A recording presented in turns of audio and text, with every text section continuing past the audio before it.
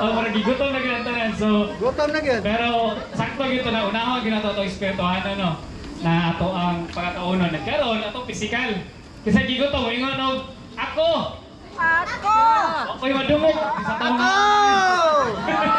Sige, let's pray. Ingat ang pulong sa Ginoo. 1 Corinthians chapter 10, chapter 10, verse 31, na even when you drink and when you eat, let's glorify the Lord. So even na mga aunta, magmaya, yapon ta. Pwede ba nato na buhaton na bitang magkaon ta sa tubangan, sa tuang kaparintihan, manggisi ka?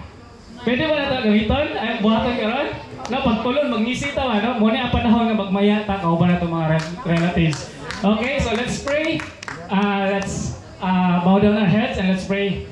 Father in heaven, we thank you so much, God, for your goodness, Lord, even in this family. O God, throughout the generations, o God, na nadi-ari Ginoo.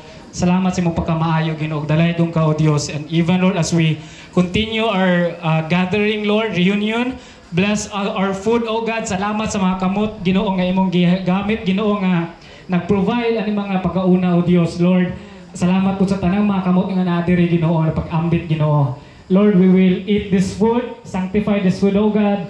And magmaya mi, Ginoo, magkaon mi nga puno among kasing-kasing o kalipay, uban ang among mga kaparintihan, O Dios. Protect this place, O God. This we ask in the name of the Father, and of the Son, and of the Holy Spirit. Amen and amen. Hallelujah. Let's eat.